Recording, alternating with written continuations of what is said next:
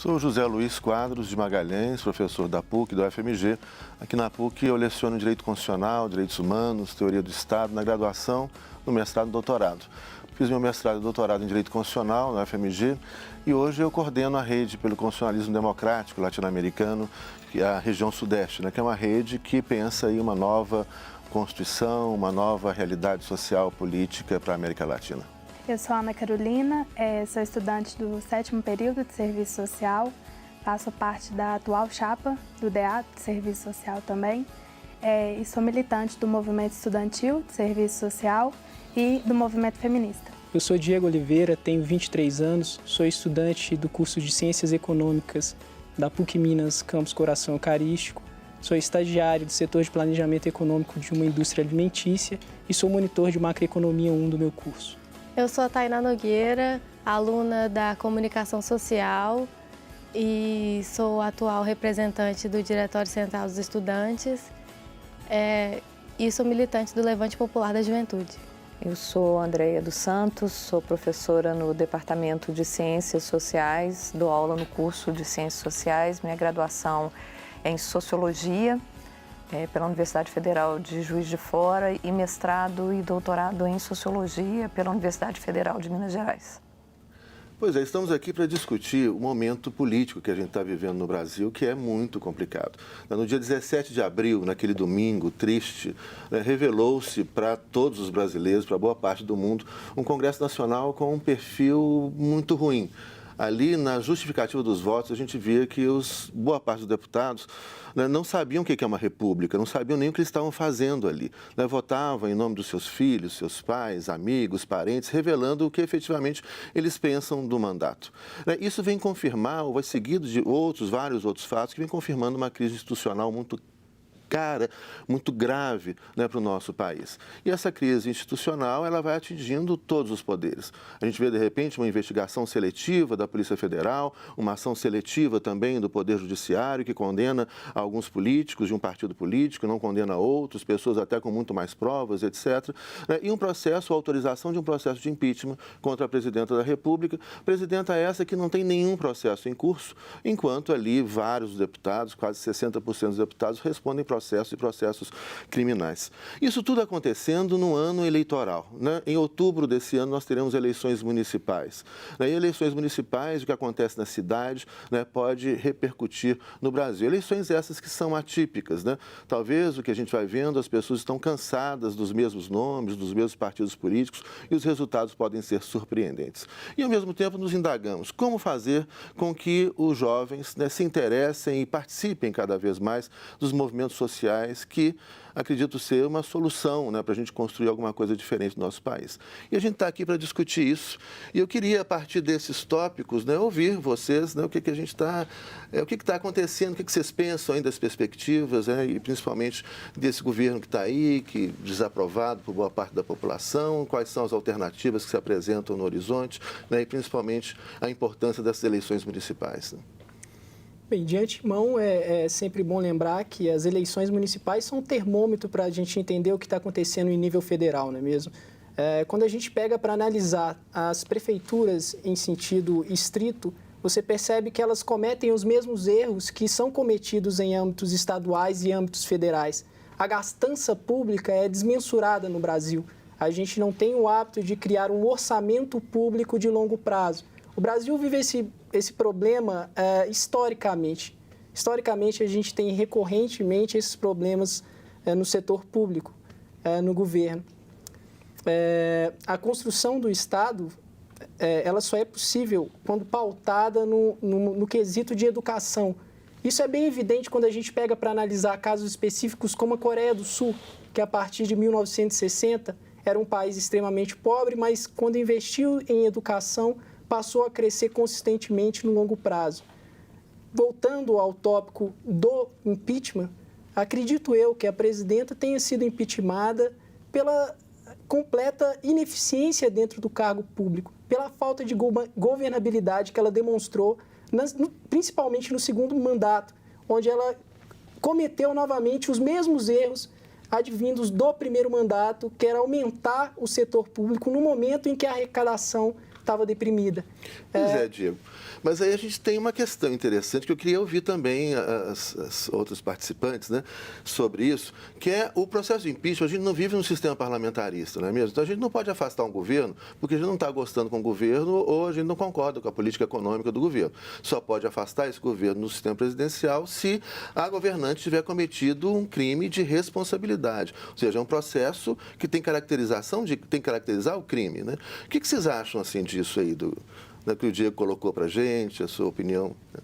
Acho que esse último processo, ele foi um processo que ilegítimo por grande parte da população, e isso que você falou do dia da votação na Câmara, a gente ficou muito abismado com o tanto que o Congresso é conservador, assim, em rede nacional, e quanto que aquele Congresso não representa a juventude, né? Uma juventude que é sempre muito descredibilizada, porque é um discurso que, às vezes, a mídia tenta colocar o jovem como aquele jovem rebelde que não sabe o seu posicionamento, quando a gente sabe sim se posicionar. Uhum. E por isso que a juventude hoje vem com uma proposta de mudar o sistema político do país, vem com uma proposta de participação mesmo da política em movimentos sociais ou em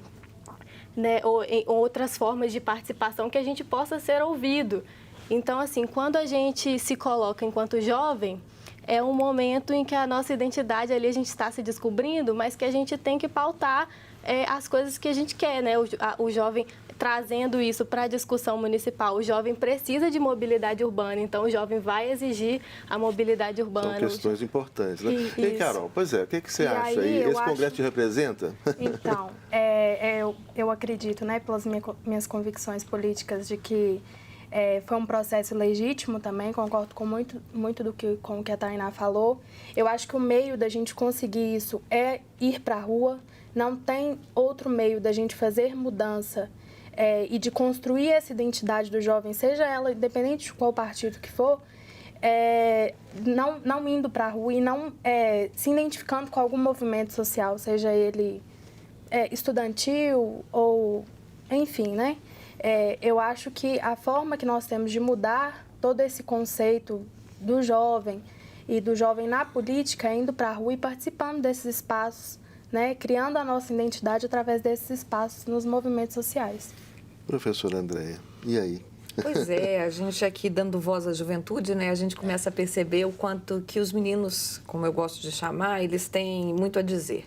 Seja pelos seus posicionamentos políticos, seja pela sua formação dentro das universidades que caminham essa juventude para uma ideia de participação, né? A gente fala de protagonismo juvenil, então está lá à frente, está tomando a frente nesse processo todo. Eu vejo a votação do dia 17 de abril, que eu costumo chamar carinhosamente do dia da vergonha, né? A gente ficou muito impactado com aquela votação como um reflexo de um momento anterior no nosso país, que foi as eleições passadas que elegeram a presidenta Dilma. Naquele momento, via-se que ela teria grandes problemas para poder governar o país. Ela não tinha um problema de governabilidade anterior, ela passou a ter, a partir do segundo mandato, em que se colocou ali na balança política do nosso país diversas questões que antes não existiam.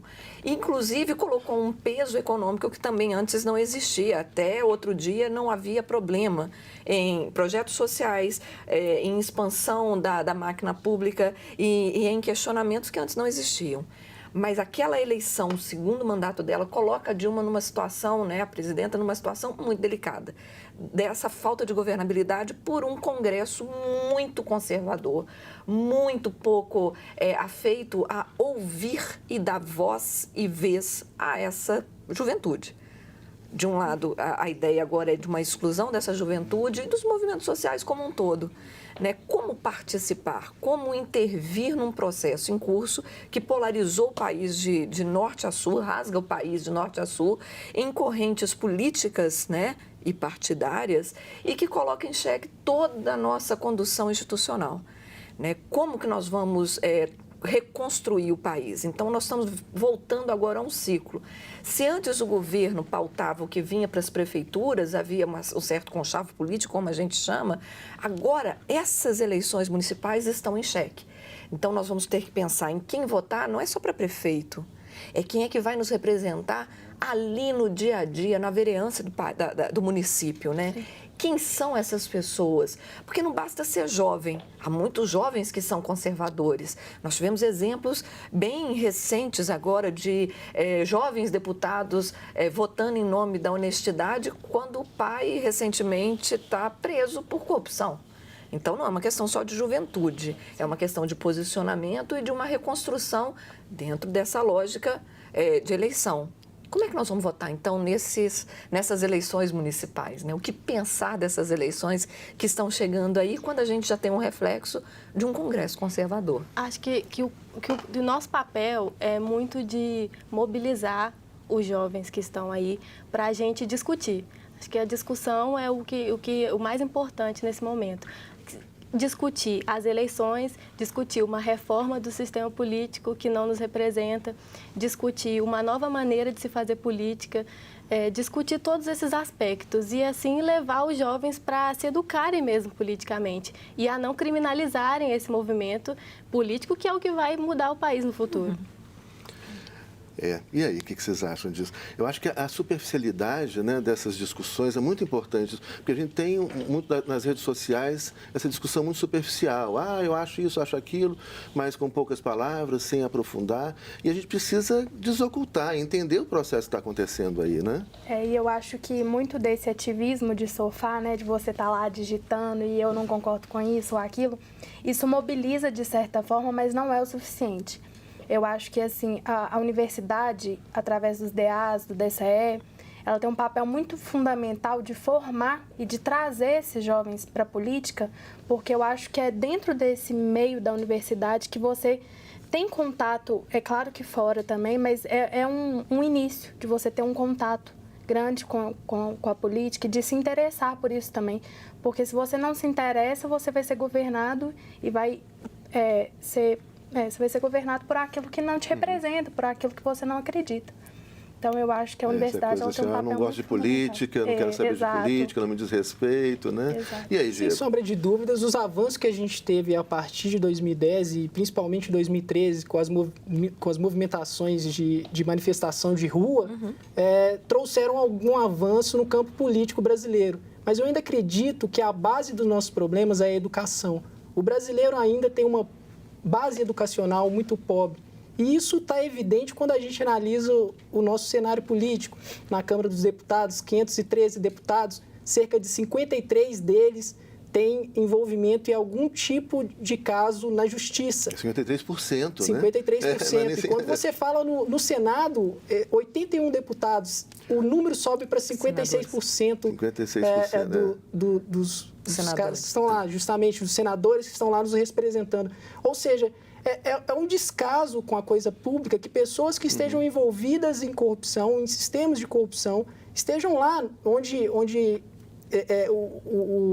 o patamar político mais alto que a gente tem, representando a nação brasileira. Então, do meu ponto de vista, a gente ainda tem muito o que avançar em questão de base educacional. O brasileiro é carente de uma base educacional forte. E a gente viu agora, né, nesse governo interino, né, alguns lances assim muito interessantes, né, entre aspas, assim, que é, por exemplo, chamar um ator, né, que foi um ator pornô, para falar sobre educação e etc. E, ao mesmo tempo, lembrar que a gente teve no Brasil, eu acho que a gente precisa qualificar essas discussões que a gente tem nas redes sociais e com todo mundo, etc., com base de dados, né? Por exemplo, a gente teve no Brasil, nesse período, de uns 10 anos, 12 anos para cá, a criação de quase 200 campi universitários, 18 universidades públicas, houve um investimento grande na educação superior, né, de qualidade, e que não pode ser esquecido isso. Então, acho que é importante a gente lembrar desse percurso. A gente vem de um período, né, de crescimento e tudo, que não pode ser esquecido, e agora a gente foi um momento de crise, mas um momento de crise que é uma crise também institucional, né? E é uma crise também moral, de alguma maneira, porque a gente para poder observar nessa representação política, né, tanto no Senado quanto na Câmara, são as pessoas que estão lá, que são os nossos representantes. Então, aquilo ali é um pouquinho do Brasil, ai, ai. Né? Então, a gente às vezes se assusta de dizer isso, mas é uma representação de uma geração inteira política que está dizendo quem são. Então, quando a gente aposta muito na juventude e na educação, Diego, eu acho que isso é extremamente importante, e nessa ampliação dos campos universitários, que eu vejo isso muito, de uma forma muito positiva. Eu brinco, eu falo assim, eu vejo pequenos milagres todos os dias, porque eu vejo muitos alunos que estão fazendo parte da primeira geração de pessoas dentro de casa que estão vindo para a universidade. Isso, para mim, é um pequeno milagre num país tão sem educação, sem uma formação política, sem vontade política, sem protagonismo, sem tantas coisas que a gente costuma utilizar, mas que a gente precisa também voltar os olhos para essa questão. Se são aqueles caras que nos representam, então a gente tem que começar a pensar em quem que nós queremos votar. Essa renovação política, ela passa já por um apelo de uma participação maior das mulheres, né? Uma melhor representação para a questão dos direitos humanos.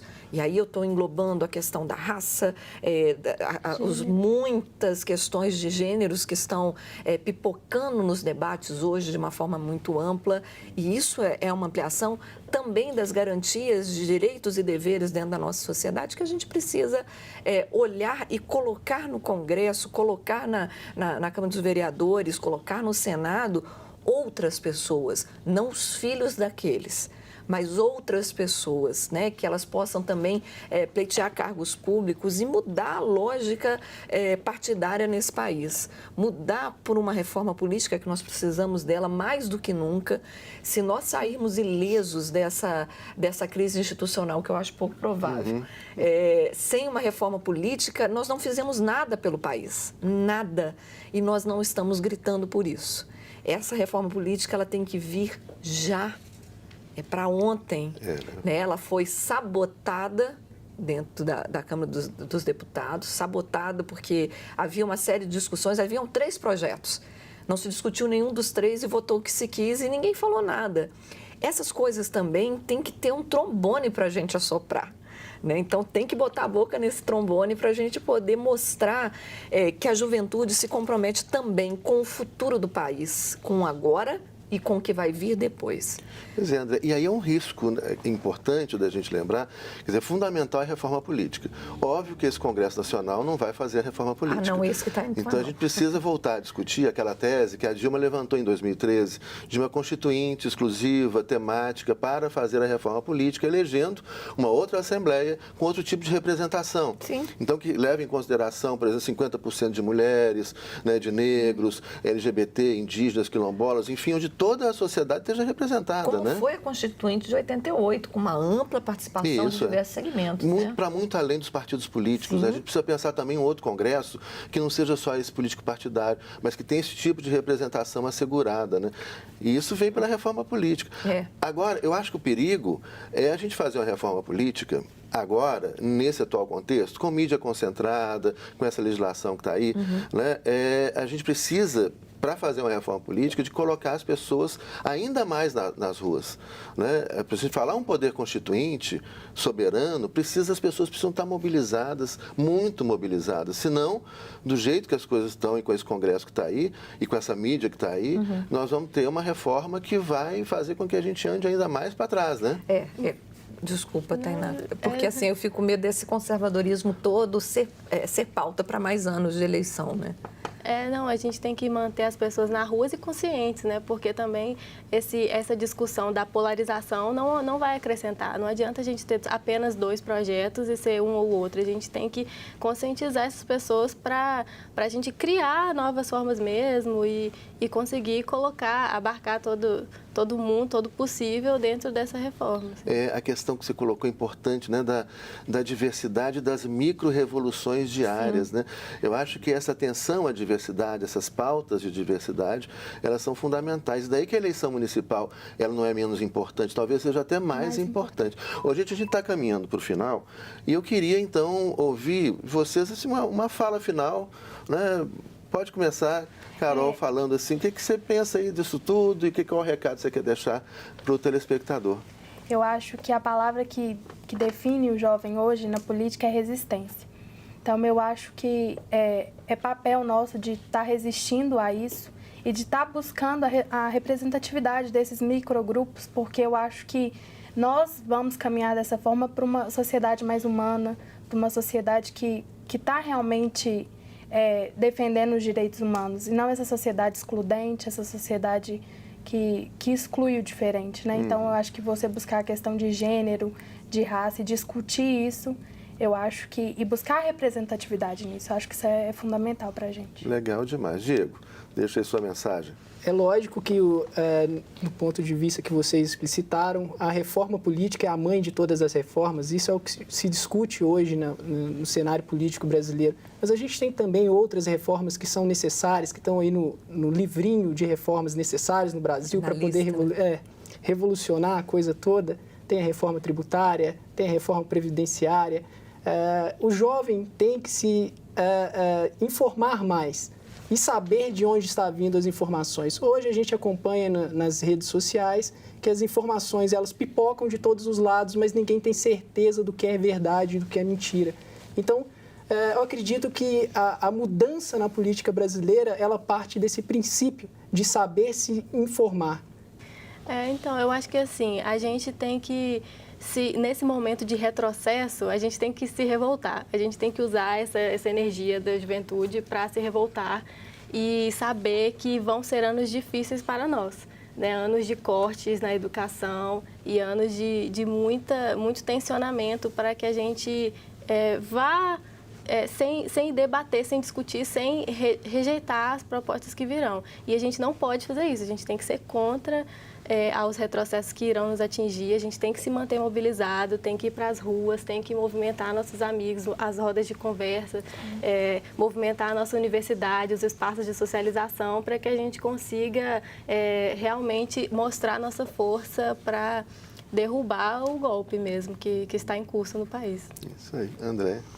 Pois é, então assim, nós já falamos da reforma, nós já falamos da importância da educação e eu acho que o reforço nos direitos humanos, ele é sempre importante, né? A gente está falando de grupos e de diversidade e foi com isso que nós crescemos, né? Foi com essa amplificação dos direitos sociais que a gente conseguiu entrar numa outra rota de país, num país que foi sonhado, foi acalentado durante muito tempo e que a gente não pode deixar morrer, que a gente não pode deixar de manter aí as nossas convicções de que tudo pode dar certo se houver um trabalho consistente nosso, da juventude, né, de uma parceria aí de gerações para que a gente possa mudar ou manter no nosso país, mudar esse conservadorismo e manter no nosso país essa caminhada em torno dos direitos sociais.